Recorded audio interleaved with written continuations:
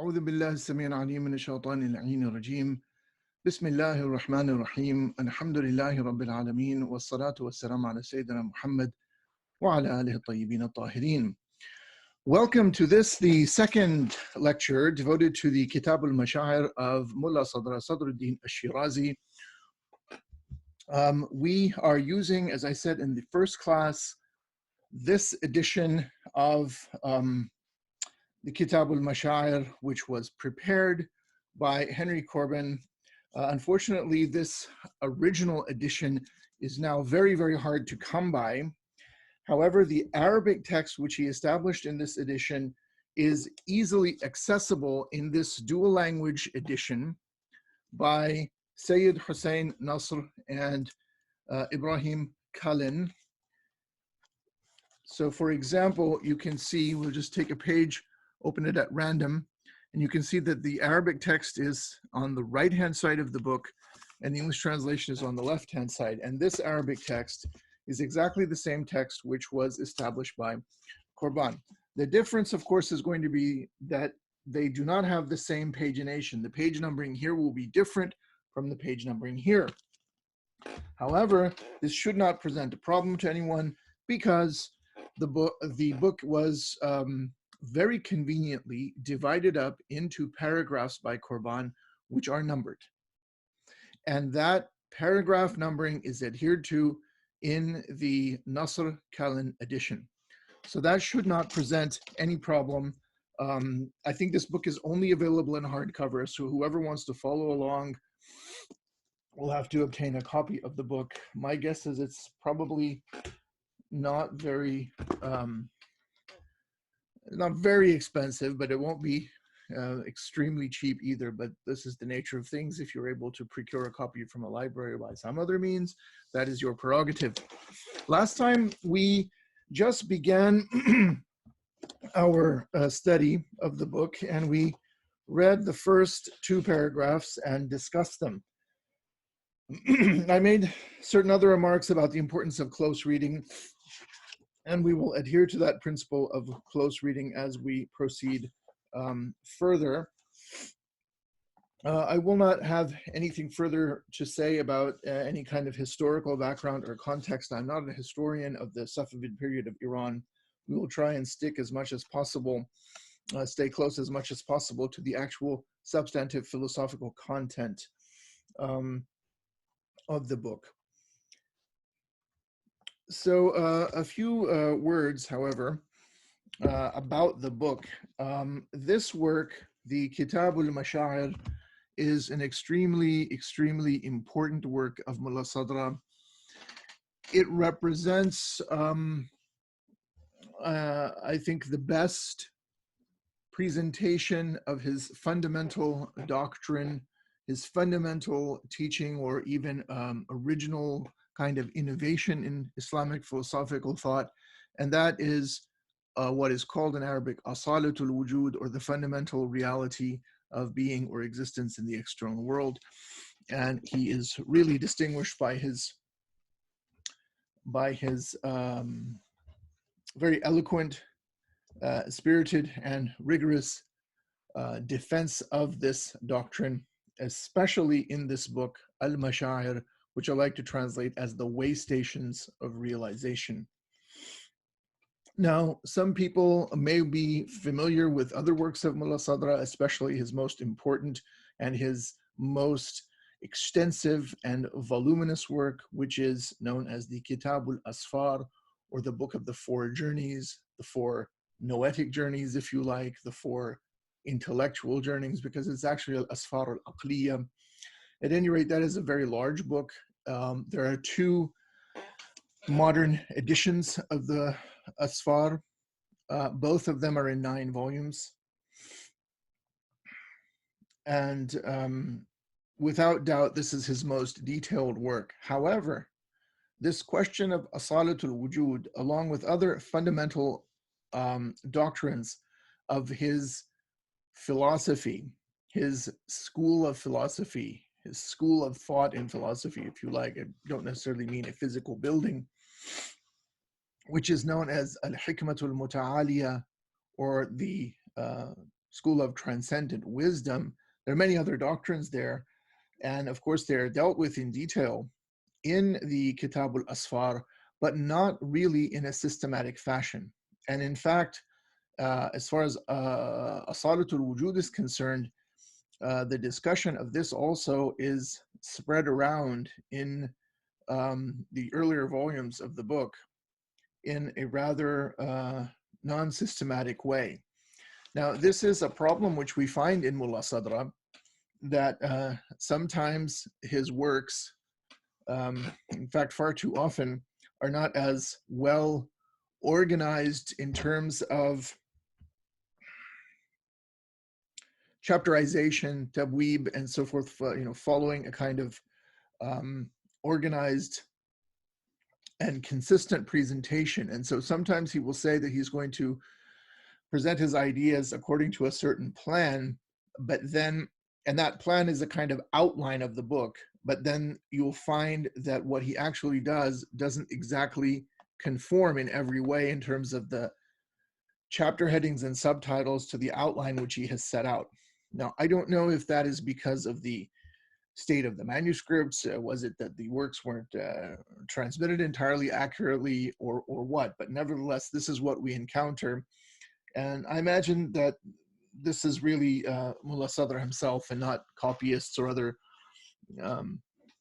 other issues that may have, that could be hypothesized as leading to this state of affairs. Also in the Asfar, there are a lot of quotations, paraphrase from other works, sometimes which he states and cites explicitly, and other times which he doesn't. So there are all these issues. And so the Kitāb al-Mashā'ir in this regard, even though here also he sets out a plan which he doesn't follow to the letter in terms, again, of chapterization and chapter headings, nevertheless, the topic of Asalatul Wujud is dealt with in great detail, with great eloquence, with great and admirable concision. And all of those proofs and demonstrations which he makes for Asalatul Wujud are best found in one place in this book. So this is very useful, I think, then, as an introduction to this fundamental doctrine of the school of Mullā Ṣadrā, once again, namely Asalatul Wujud, or the fundamental reality of existence, or if you like, being, al-Wujud, in the external world. Now, we read through the first two paragraphs in Arabic, word by word, line by line, and I explained them in detail. And I think we read a part of the translation which Sayyid Hussein Nasr made. But as I said, I don't really agree in every instance with how Hussein Nasr went about it. And so I'm just going to, by way of beginning today, read my own rendition, my own rendering of the introductory paragraphs into English. So let's just jump in. In the name of Allah, the infinitely compassionate, the ever merciful. Paragraph 1. We praise Allah and seek aid in his might, by which he established the dominion of heaven and earth, and in his word, by which he fashioned the two realms of the hereafter and the here before, in order that the human faculties receptive to being brought to perfection might be cultivated, and that the human intellect responsive to meanings and states might be set aright for unification with the active intellect. Now, the active intellect is a very important doctrine which really goes back to Aristotle. Aristotle in the De Anima, in a very famous passage. In fact, it's 3.429a, and it carries over to 429b. But this is a doctrine which goes back to Aristotle and is identified by Muslims often with, depending on who you were reading, with the angel Gabriel, or it is even identified with the Haqiqa Muhammadiyya. And there's a whole discussion about that, but let's just leave it at that for the moment. Continuing on, he says, and that the and that the Satans of misguiding illusions might be repelled by the lights of logical demonstration, and that the enemies of wisdom and certainty be subdued and hurled into the abyss of those who have been banished and cast into the chasm of the haughty. We beseech Allah to pour forth His blessings upon Muhammad, who was sent with the book of Allah as well as with His light, which was sent down with it for the totality of the creation, one and all, and upon his family and his descendants, who have been purified of the impurities of nature and sanctified beyond the darkness of illusion through the lights of truth and certitude. O Allah, pour forth your blessings and peace upon him and them, and upon all who tread on their path and take them as guide from amongst their pious Shīʿah. To proceed, the least of creatures in status and body, the worst of them in sinning and erring, Muhammad, known as Ṣadruddin al-Shīrazi, says, O brethren, treading upon the path to Allah by means of the light of gnosis, hearken to my word by listening with your hearts, so that the light of my wisdom might penetrate within your inner beings. Pay heed to my speech and acquire from me the rights of my way, R-I-T-E-S, the rights of my way, comprised of belief in Allah and the last day, true faith gained by souls with an in-depth knowledge of demonstrations that grant certainty, and of the divine signs, as was alluded to in his saying, may he be glorified. It's quoting from the Quran. And so do the believers, each one believes in Allah and his angels and his books and his messengers. That's Surah Al-Baqarah, second surah, verse 285. And his saying, anyone who disbelieves in Allah and his angels and his books and his messengers in the last day has indeed gone far astray. Surah An-Nisa, that's the fourth surah of the Quran, verse ayah 136. It is none other than this wisdom which has been bestowed upon those who are worthy of it, and withheld from those who are unworthy of it. It is none other than the knowledge of Allah with respect to his essence, alluded to in his word, again quoting from the Quran, does not your Lord suffice, since he is witness over all things? And knowledge of him with respect to knowledge of the horizons and the souls, alluded to in his word, we shall show them our signs on the horizons and in their souls until it will be manifest unto them that he is the truth. These two quotations from the Quran are actually from the same surah. It's Surah Fussilat, and he quotes the concluding part of it first. Fussilat is the 41st, Surah 41, Ayah 53, and then he quotes the part before the concluding phrase, which is, we shall show them our signs, and then after that it's, he is witness over all things. Or does not your Lord suffice, since he is witness over all things? So he's quoting both of these here. He continues, thus the divine sciences are none other than belief in Allah and his attributes, and the sciences of the horizons and the souls derived from the signs of knowledge of Allah, his angels, his books and messengers, and from the confirmation of the knowledge of the last day and its nature, the grave, resurrection, the posthumous interrogation of the soul, the register of a soul's deeds and its accountability, the bridge over hell, standing before Allah for judgment, heaven and hell. So here he's sort of set out the whole thing, so to speak, saying that, you know, the divine sciences, by which he means really metaphysics, the ultimate concern of metaphysics is none other than belief in Allah and so on and so forth. And when he talks about horizons, the sciences of the horizons and the souls, you know, horizons, he really means the external world, what was called in classical philosophy physics, or maybe today we would say, cosmology. And of course the souls is traditional psychology. And just where did we leave off? Okay, that is to say, the sublime wisdom which Mullā Ṣadrā is discussing here, it does not come from the dialectical disputations of theology, nor from the blind imitation of the common herd, nor from the blameworthy, purely conceptual investigations of philosophy, nor from the fantasies of the Sufis. And he'll reaffirm this again at the conclusion of the introduction. Rather, this science which he's talking about comes from the results of profound contemplation upon the signs of Allah and deep meditation upon the dominion of his heavens and his earth, combined with strictly abstaining from all that the nature of the people of disputation and the majority of scholars has caused them to dedicate themselves to, as well as completely forswearing all that the common herd take pleasure in. So those two are the first two paragraphs of the Kitāb al-Mashā'ir introduction.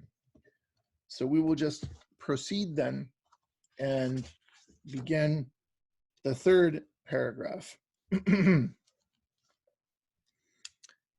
So he's saying here, Bismillah ar-Rahman ar-Rahim, Allahumma salli ala Muhammad wa ala Muhammad. وَلَقَدْ قَدَّمْتُ إِلَيْكُمْ يَا إِخْوَانِي في كتبي ورسائلي من أنوار الحكم.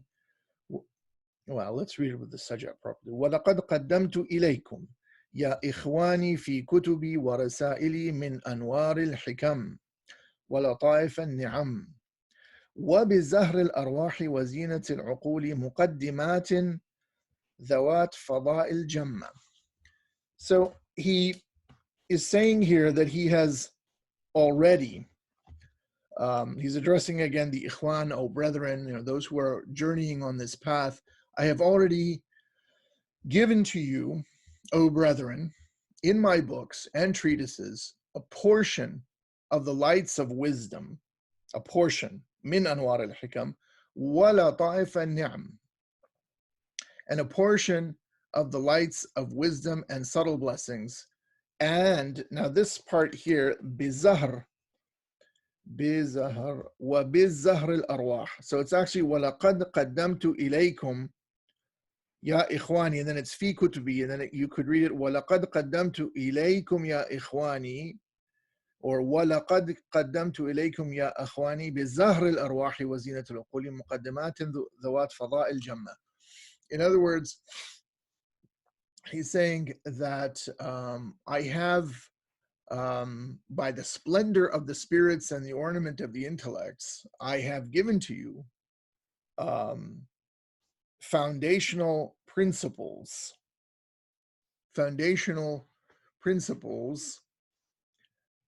comprised of manifold excellences. فضاء الجمة. وهي مفاتيح الملوك إلى sorry, I'm saying muluk. وهي there is no wa. هي مناهج السلوك إلى منازل الهدى ومعارج الارتقاء إلى الشرف الأعلى من علوم القرآن والتأويل ومعاني الوحي والتنزيل مما خطه القلم العظيم في اللوح الكريم. So sorry, I have to switch between glasses. It's be a little bit confusing, can be a little confusing then. So what he is saying here, and this is just straightforward translation, that these foundational principles and manifold excellences are none other than the paths of wayfaring toward the abodes of guidance and heights of ascension, rising to the utmost nobility of the sciences of the Quran and its inner reality, and the meanings of revelation and its descent, from all that was inscribed by the mighty pen upon the noble celestial tablet. Just interesting here because he's constantly making reference to the Quran, in other words, to these traditional, or making allusion to the Quran. So for Mullā Ṣadrā, as I said previously in the previous lecture, he really sees no contradiction between the ultimate truths of philosophy and the ultimate truths taught by the deen of Islam, by the religion of Islam. And so here we have the word al-Quran, and then we have the word ta'wil. Now, ta'wil is a very interesting word. It means linguistically, literally, to go back to the origin, to take back to the beginning. And in that sense, the word ta'wil was often used in Islamic intellectual tradition to refer to a kind of esoteric interpretation of the Quran. And as such, it was as a term used in contrast to the term tafsir, which was supposedly, straightforward, exoteric commentary on the Quran. And ta'wil has an important role, especially in Shīʿah circles, in the sense of, again, this kind of inner hidden meaning of the Quran, which has to be revealed through this process of a kind of esoteric exegesis known as ta'wil. So then he goes on. We're now at the bottom of page 3 in the Qurban edition, which is still paragraph 3, and it continues for a few lines on the next page before paragraph 4 begins. So he's saying that these foundational principles of this science are none other, of course, than the Quran,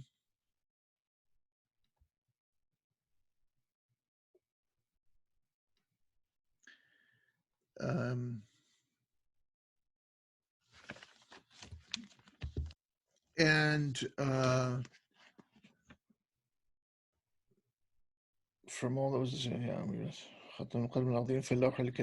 then this was so, and then these things then were read. وَقَرَأَهُ مَنْ أَلْهَمَهُ اللَّهُ قِرَاءَتَهُ. So if we go back, actually, these are none other than the paths of wayfaring toward the abodes of guidance and heights of ascension, rising to the utmost nobility of the sciences of the Quran and its inner reality and the meanings of revelation and its descent. From all that was inscribed by the mighty pen upon the noble celestial tablet and was recited by the one whom Allah inspired with its recitation. وَقَرَأَهُ مَنْ أَلْهَمَهُ اللَّهُ قِرَاءَتَهُ وَكَلَّمَهُ بِكَلِمَاتِهِ وَعَلَّمَهُ مُحْكَمَ آيَاتِهِ. Of course, he's talking about the Prophet Muhammad sallallahu alaihi wasallam. مِمَّا نَزَلَ بِهِ الرُّوحُ الْأَمِينُ على قلب من اصطفاه الله وهداه فجعله أولا خليفة في العالم الأرضي. All right. So he's basically saying then that the origin of all of these sciences ultimately is there in the Quran, and of course the Quran was revealed to the Prophet Muhammad sallallahu alaihi wasallam. So he's saying it was recited by the one whom Allah inspired with its recitation and addressed with its words and taught him the precision of its signs from all that the guardian spirit, Ruh al-Amin, carried down to the heart of the one singled out by Allah and guided. Thus did he appoint him. فَجَعَلَهُ أَوَّلًا خَلِيفَةً فِي الْعَالَمِ الْأَرْضِ وَزِينَةً لِلْمَلَكُوتِ السِّفْلِي ثُمَّ جَعَلَهُ أَهْلًا لِعَالِمِهِ الْعُلُوِي وَمَلَكًا فِي مَلَكُوتِهِ السَّمَاوِي. Thus did he appoint him, the Prophet Muhammad sallallahu alaihi wasallam, in other words, first and foremost, the Khalifa or vicegerent in the terrestrial world and the adornment of the lower dominion. He then made him worthy of his higher world and an angel in his heavenly dominion.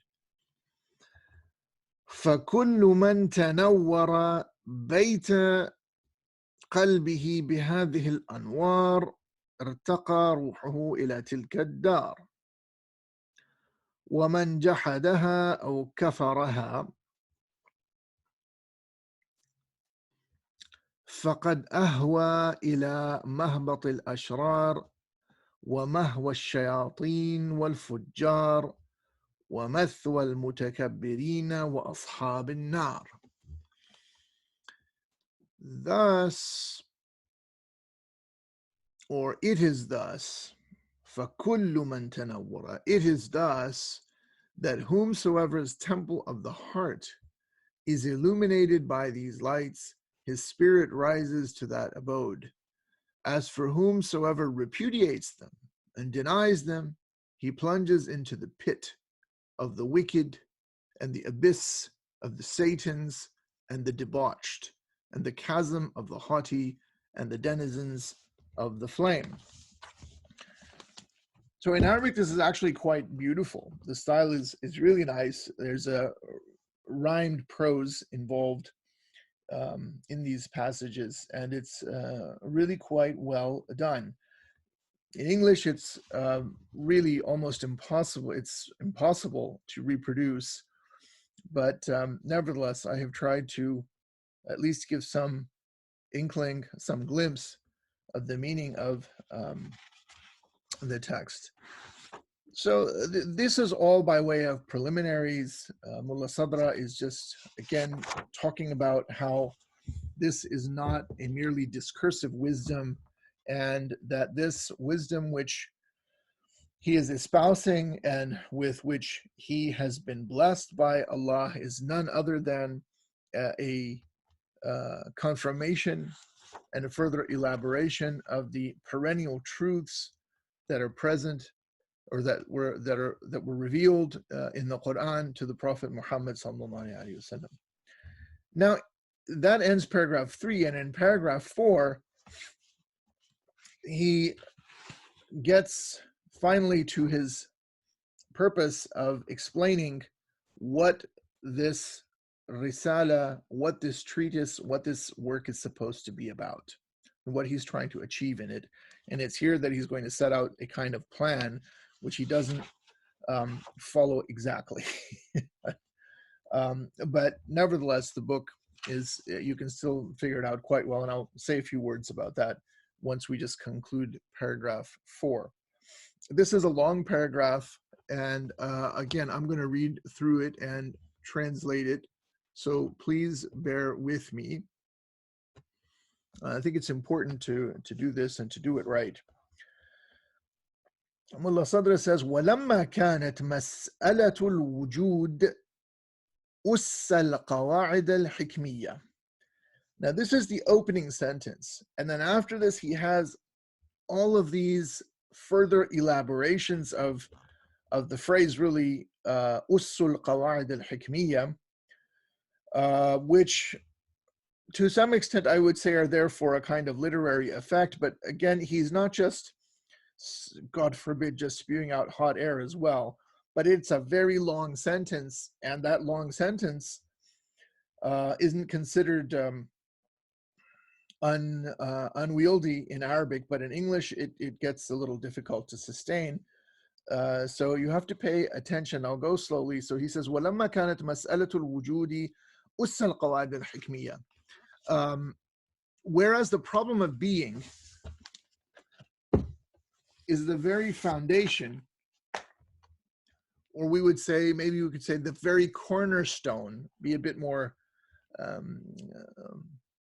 be a little less literal, because us also means foundation, as does qaida, and qawaid is the plural of qaida, or foundation. So you're really saying, that it's the foundation of the foundations. Whereas the problem of being is the very cornerstone, of the foundations of wisdom. And there you could just jump down a few lines and say, فَرَأَيْنَا أَن نَفْتَحَ بِهَا الْكَلَامِ فِي هَذِهِ الرِّسَالَةِ الْمَعْمُولَةِ. In other words, you could jump all the way down to, therefore did we see fit to commence this treatise devoted to the principles of the realities of faith, etc., etc. In other words, with discussing this foundation or cornerstone of the foundations of wisdom. But he doesn't do that. He elaborates upon that, and he says, whereas the problem of being is the very cornerstone of the foundations of wisdom. Now he starts elaborating. As well as the very bedrock of the problems of metaphysics, ومبنى المسائل الإلهية والقطب الذي يدور عليه رحى علم التوحيد وعلم المعاد وحشر الأرواح والأجساد وكثيرا مما تفردنا باستنباطه وتوحدنا باستخراجه فمن جهل بمعرفة الوجود يسري جهله في أمهات المطالب ومعظماتها وبالذهول عنها فاتت عنه خفيات المعارف وخبياتها وعلم الربوبيات ونبواتها ومعرفة النفس واتصالاتها ورجوعها إلى مبدأ مبادئها وغاياتها. So it's a whole mouthful there.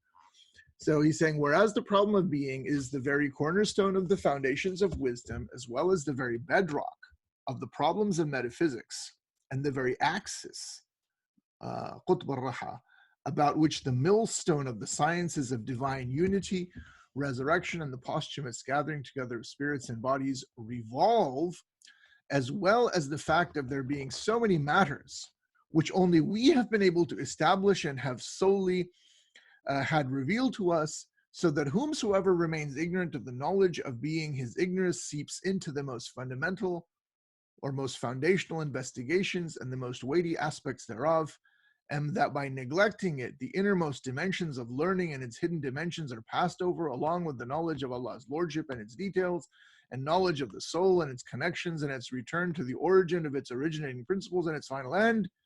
Therefore, end of the whole sort of almost parenthetical, therefore did we see fit to commence this treatise devoted to the principles of the realities of faith and the foundations of wisdom and so forth.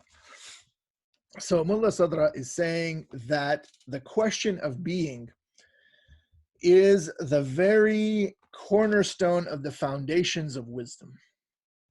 And he is saying that there is a great deal here which he is going to reveal, which he has been singled out with, or which he has had the honor of discovering. And you know, he is alone in having brought out some of these dimensions and drawn attention or shed light upon these very recondite ontological questions. And he is really the first, he is claiming, to have proved the doctrines which he's going to espouse. So he's also making a kind of audacious claim. He's not only saying that, look, this question of being is really important, it's central, it's the cornerstone of the foundational principles of wisdom, but moreover, in other words, he's implying that a lot of the people who came before him, they missed a lot of things here, and there are many things which they didn't figure out, and many questions they couldn't answer, many problems they couldn't solve. And Mullā Ṣadrā is the one who has been uniquely blessed with shedding light on these matters and solving these problems and establishing proofs and answering these questions. So after all that, فَرَأَيْنَا أَن نَفْتَحَ بِهَا الْكَلَامِ فِي هَذِهِ الرِّسَالَةِ الْمَعْمُولَةِ في أصول حقائق الإيمان وقواعد الحكمة والعرفان. So, therefore did we see fit to commence this treatise devoted to the principles of the realities of faith. You know, iman is a hard term. It's حقائق, he says, في أصول حقائق الإيمان. The principles of the realities of faith. You know, I mean, iman, you know, can we translate it as faith? Is it belief? It's best probably just to leave it as iman, but it doesn't really have any exact equivalent. So therefore did we see fit to commence this treatise devoted to the principles of the realities of faith and the foundations of wisdom and gnosis, with a discussion of it. What is it? Namely, the problem of being. The problem of being. فنورد فيها أولا مباحث الوجود وإثبات أنه الأصل الثابت في كل موجود. Thus, we shall first of all set out the investigation of being and establish that being is the unwavering principle within every existent. That's a very important sentence. Thus, we shall first of all set out the investigation of being and establish that it is the unwavering principle within every existent. في كل موجود. وإثبات أنه الأصل الثابت في كل موجود. الأصل الثابت, unwavering principle. وهو الحقيقة. And that wujud, that being, is the real. All else, وهو الحقيقة وما عداه كعكس وظل وشبح. And all else is but akin to reflection, shadow, and apparition. Very nice. Very nice what he has said here. Then we shall mention, oh, well, let's read the Arabic. We got ahead of the Arabic. ثم نذكرها هنا قواعد لطيفة ومباحث شريفة. Thus we shall then we shall mention herein subtle principles and noble investigations which press themselves upon us through the superabundance of Allah and His inspiration, which consists of the knowledge of the origin and the return.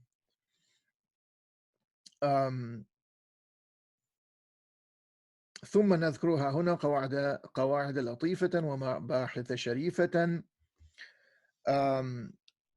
سنحت لنا بفضل الله وإلهامه مما يتوقف عليه معرفة المبدأ والمعاد وعلم النفس وحشرها إلى الأرواح والأجساد وعلم النبوات والولايات وسر نزول الوحي والآيات وعلم الملائكة وإلهاماتها وعلاماتها والشياطين ووساوسها وشبهاتها etc.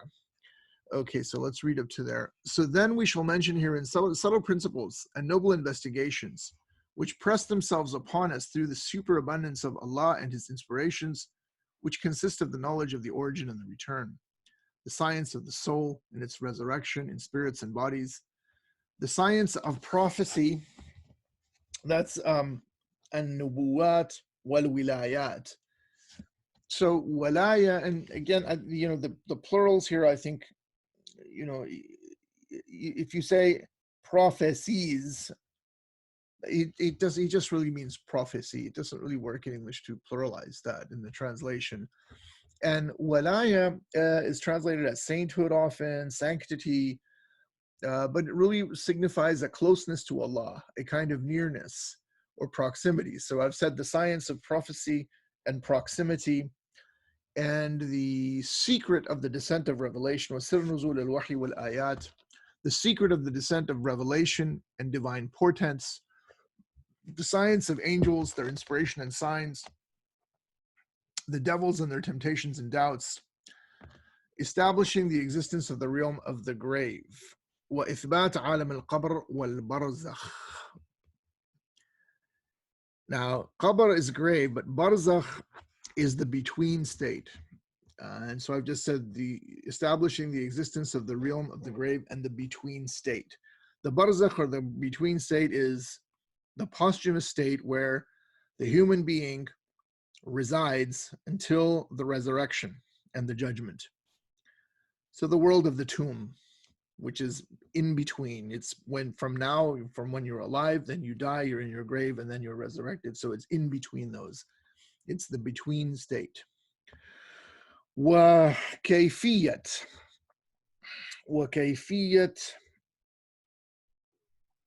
وكيفية علم الله تعالى بالكليات والجزئيات, and how it is that Allah has knowledge of universals and particulars.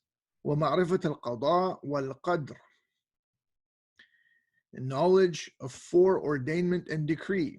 والقلم واللوح. So he's repeating what he said in paragraph 2 here a little bit. والقلم واللوح, and the celestial pen and tablet. وإثبات المثل النورية الأفلاطونية, and establishing the existence of the luminous Platonic ideas.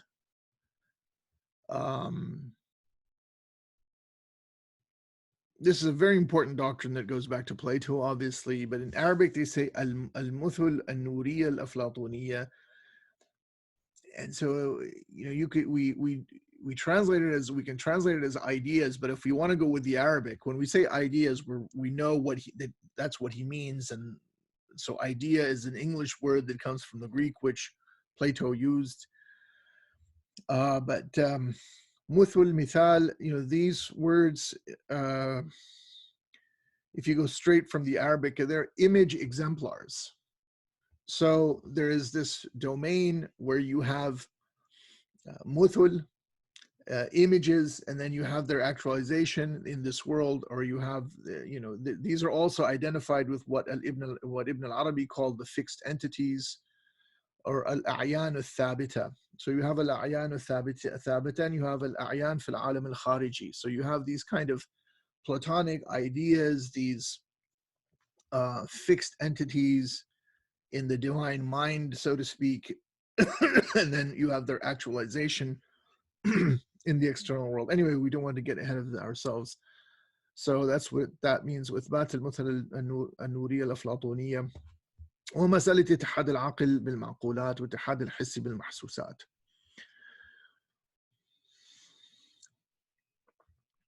The problem of the unification of knower and known, the unification of the sense and the object of sensation, and then the problem of the simple. ومسألة أن البسيط كالعقل وما فوقه كل الموجودات. And the problem of the simple, such as the intellect and that which is beyond it, being the totality of existence.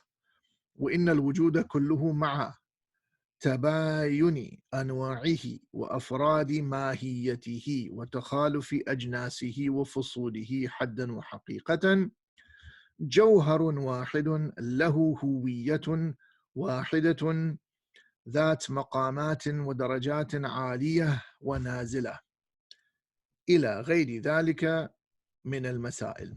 Okay. So he's just continuing with the list of everything which he is presumably going to deal with in this book. And so he speaks of the problem of the unification of knower and known, the unification of the sense and the object of sensation, the problem of the simple, the basit, such as the intellect and that which is beyond it, being the totality of existence, and that being in its totality, despite the distinctness of its species and instances of its essence and the differentiation of its genera and specific differences in logical definition and in reality, it is nonetheless a single substance with a single identity, having ranks and gradations, both high and low, as well as addressing other questions. Now, these other questions, إلى غير ذلك من المسائل, he explains that these other questions, that they are التي توحدنا باستخراجها وتفردنا باستنباطها. In other words, these other questions which he's going to address, these are other questions which only we have been able to bring to the fore, and that we have been alone in being able to prove.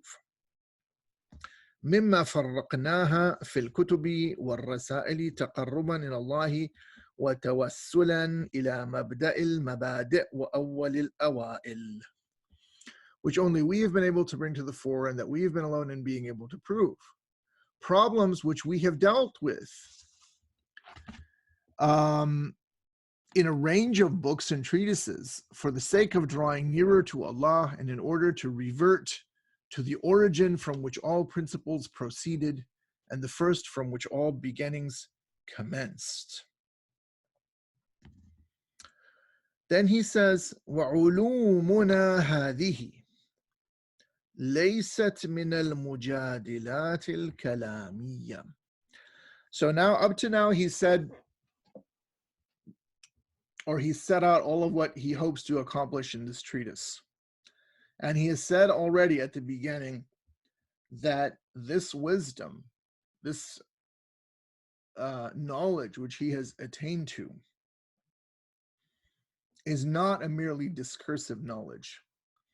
And I think it was asked in the previous class about this question of his kashf, his unveiling, this deep experience which he underwent, which was a non-discursive experience. This wasn't arrived at, this wisdom which he has been given was not arrived at through mere conceptual elaboration and dialectical methods and means, discursive means, but rather through a kind of profound unveiling. And so it was asked about, does he explicitly say this? He does. He makes that very clear at the beginning of the Kitāb al-Asfar. He also speaks about, very briefly, later in the Kitāb al-Mashā'ir as well. And now he's reiterating that. He's saying that وَعُلُومُنَا هَذِهِ لَيْسَتْ مِنَ الْمُجَادِلَاتِ الْكَلَامِيَّةِ. And that means that these sciences of ours are neither the dialectical disputations of the theologians, وَلَا مِنَ التَّقْلِيدَاتِ الْعَامِّيَّةِ, nor are they of the blind imitation of the common herd, ولا من الأنظار الحكمية البحثية والمغالطات السفسطية, nor the elaborations of merely theoretical philosophy, nor the fallacies of sophistry. ولا من التخيلات الصوفية, nor the fantasies of the Sufis. بل, rather, هي من البرهانات الكشفية. They are from, or issue forth from, or are the result of the proofs of unveiling. Again, kashf. التي شهد بصحتها, which are borne witness to by كتاب الله وسنة نبيه, that are borne witness to by the Book of Allah and the Sunnah of His Prophet sallallahu alaihi wasallam, وأحاديث أهل بيت النبوة والولاة والحكمة, and the hadiths of the people of the house of prophecy, proximity, wilaya, and wisdom. So he's saying that his kashf is not some deviant kashf. His kashf is in fact completely in line and in accordance and in harmony with the Kitāb and the Sunnah. That it is in fact confirmed by the Book of Allah, the Sunnah of His Prophet sallallahu alaihi wasallam, and the statements, namely the hadiths of the Imams alayhim salam. And sure enough, he says then, Salamullahi alayhim, or Salamullahi alayhi wa alayhim ajma'in. May the peace of Allah be upon him, in other words, the Prophet sallallahu alayhi wa sallam, wa alayhim, and upon them, ajma'in, all of them, the Imams, the Ahl Bayt al-Nubuwah. Then he says, وَجَعَلْتُ الرِّسَالَةَ مُنْطَوِيَةً عَلَى فَاتِحَةٍ وَمَوْقِفَيْن. And then he says then, and I have organized this treatise, I have made this treatise to consist of an opening and two planes, or two stopping points. وَكُلُّ مِنْهُمَا مُشْتَمِلٌ عَلَى مَشَاعِرٍ, and each of them consists of way stations. We could even say landmarks, but we've gone with way stations for Mashā'ir. وَسَمَّيْتُ بِهَا لِمُنَاسِبَةٍ بَيْنَ الْفَحْوَ وَالظَّاهِرِ. And we've chosen that name of stopping points, mawqif and or mawaqif, and then Mashā'ir, way stations, because of those names being appropriate, to what is going to be said, what is implied, and what is obvious, and what is openly said, and what is kept secret. بين الفحوى والظاهر والعلن والسر فنقول مستعينا بالله مستمدا من أهل ملكوته. And so we say, seeking aid from Allah and deriving aid or strength from the people of dominion, of His dominion. And that's how then the treatise actually commences and gets going. So like I said, the plan of organization which he sets out, or the outline which he has given us here in paragraph 4, he doesn't really consistently follow.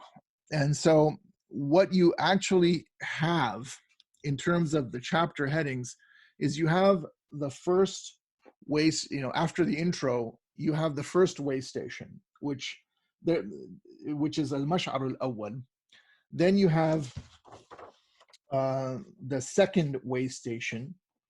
And so the first way station is paragraphs 5 to paragraph 11. The second way station, or al-Mash'ar al-Thani, is paragraphs 12 through 14. And then you have al-Mash'ar al-Thalith. And I'm not going to give you the paragraphs, it's a lot bigger, but it's divided into al-Shāḥid al-Awwal. A shahid, you could say, an evidential truth, for example. So there's 1, 2, 3, 4, 5, 6, 7, 8 of those. Then you have the fourth way station, which is quite short, and the fifth and the sixth, these are relatively shorter. Then you have the seventh, and that again consists of 8 shahids.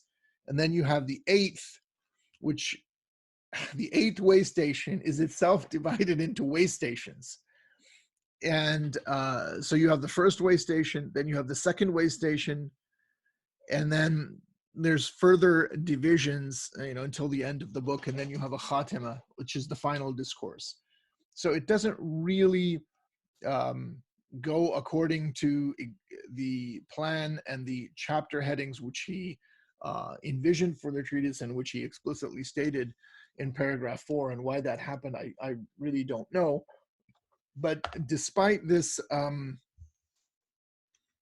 organizational infelicity in the chapter headings of the Kitāb al-Mashā'ir, it still is a very clear and readable book. In other words, despite this, this organizational infelicity, the book is quite accessible. So it doesn't really affect the discourse and the message which he is trying to set out in this book. So let's see, this class is supposed to be about an hour. We're more or less coming up on that. What I would like to do then is just begin al-Mash'ar al-Awwal, and then maybe we will conclude there, and then pick this up next time by actually discussing and commenting at length about the first few paragraphs here. Like I said, it's al-Mash'ar al-Awwal, or the first way station, is paragraphs 5 through 11. They are relatively short.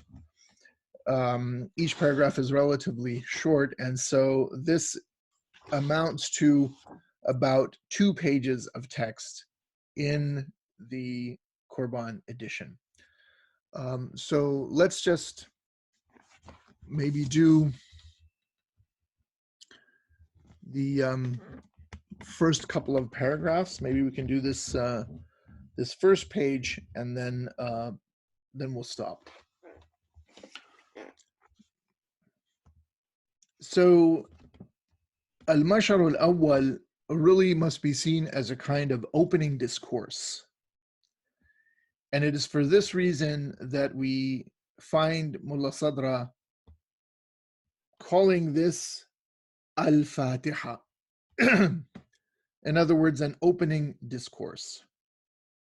Al-Fatihatu fi tahqiqi mafhum al-wujud وأحكامه وإثبات حقيقته وأحواله وفيه مشاعر المشعر الأول.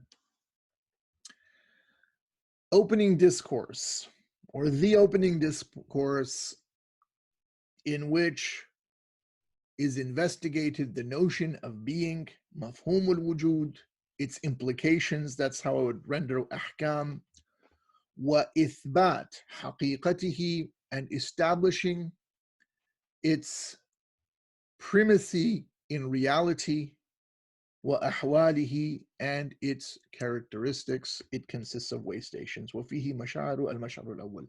So the first way station, المشعر الأول في بيان أنه غني عن التعريف. The first way station, establishing that it is not in need of definition. That being is not in need of definition. In fact, being cannot be defined. This first paragraph, paragraph 5, in the Qurban edition consists of 5 lines. These 5 lines are extremely dense, and they contain a lot of very, very deep meaning. So you must listen very, very closely. I am going to read it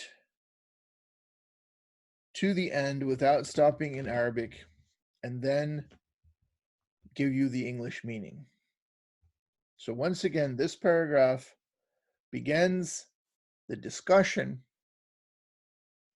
by which he wishes to prove and to establish that wujud, that existence, that being is not in need of definition. Indeed, it is incapable of definition. It is not susceptible to definition. It cannot be defined. Mullā Ṣadrā says, Bismillah, Inniyatul wujud, أجل الأشياء حضورا وكشفا وماهيته أخفاها تصورا واكتناها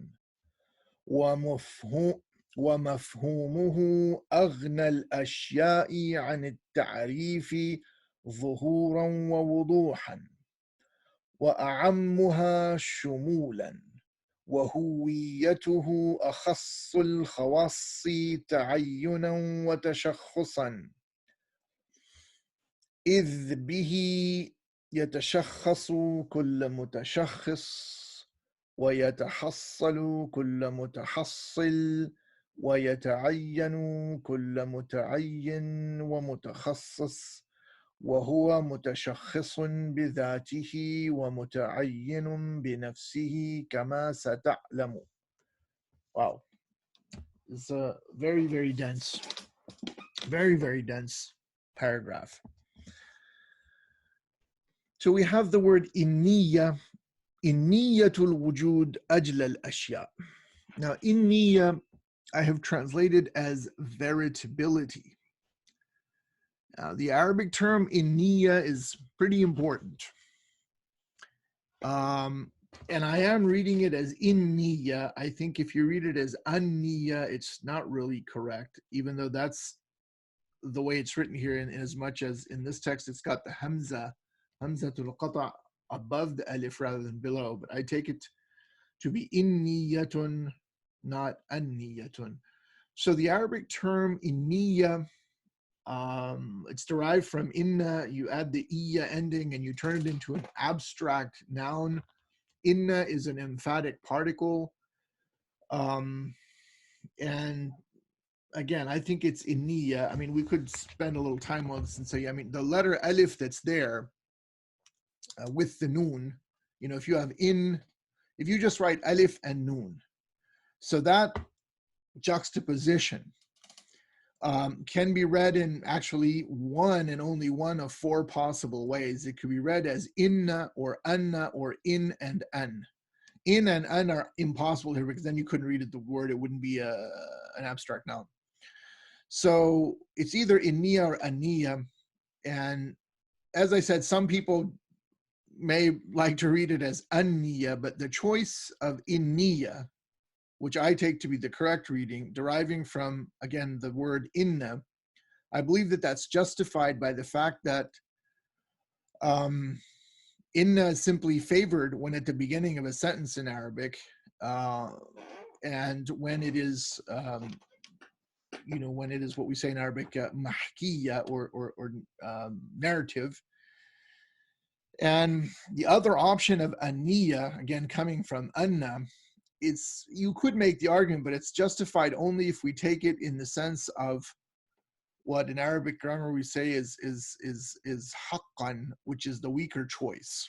Now, if you're very interested in that, you can go look in grammar texts like Suyuti's Ham al-Hawama' fi Sharh Jam' al-Jawami'.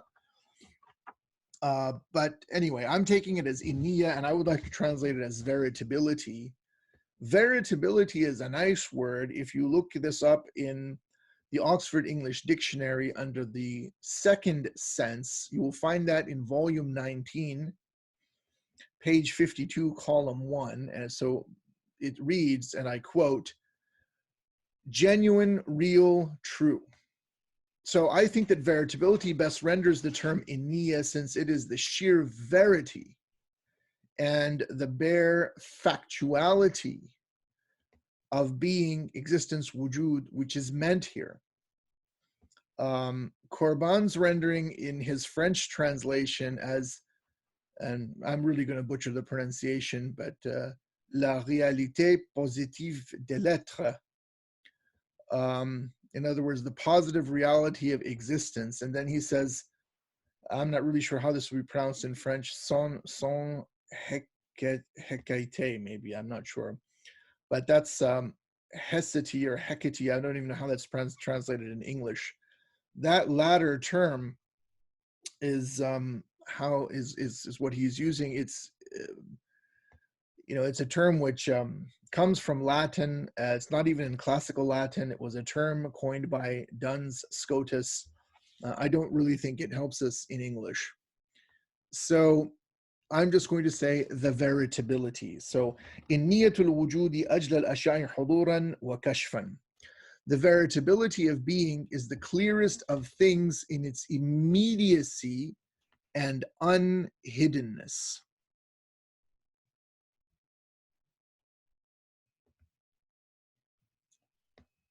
Whereas its true reality, that's what's meant by the term mahiyya here. Here it means true reality. It doesn't mean quiddity, because we're talking about the mahiyya of pure being. And so it's not, it can't be rendered as quiddity here. And again, there are two kinds of mahiyya, but we'll get into all of these. There's two ways of using that term mahiyya in Arabic philosophical terminology. So the veritability of being is the clearest of things in its immediacy and unhiddenness. Whereas its true reality is the most hidden of things conceptually, أخفاها تصورا واقتناها, and in terms of getting to its very core. ومفهومه أغنى الأشياء عن التعريف ظهورا ووضوحا. While its notion, its mafhum, is the least of things in need of definition due to its apparentness. وأعمها شمولا, and obviousness, in addition to its being the most general of things due to its comprehensiveness. وأعمها شمولا وهويته أخص الخواص. However, it's thatness. Huwiya can be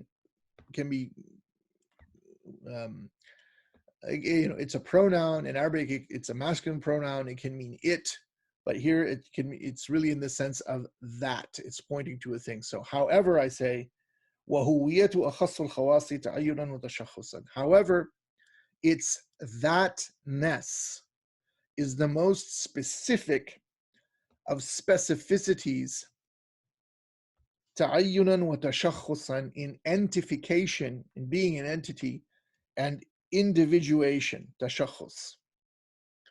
For it, wujud, for it is by none other than it, by wujud in other words, that every individuated thing is individuated, and every actualized thing is actualized, and every entified and particularized thing is entified, and it is individuating in itself and entifying in itself, as you shall come to know.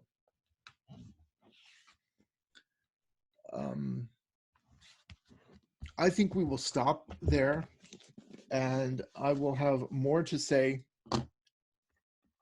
on this paragraph and the paragraphs that come after it. And so hopefully next time we will finish the first Mash'ar. We'll try anyway.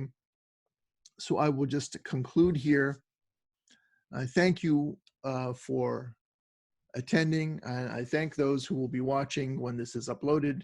Thank you for watching, and stay tuned for further lectures and lessons on Kitāb al-Mashā'ir. Wassalamu alaikum wa rahmatullah. Fi aman Allah.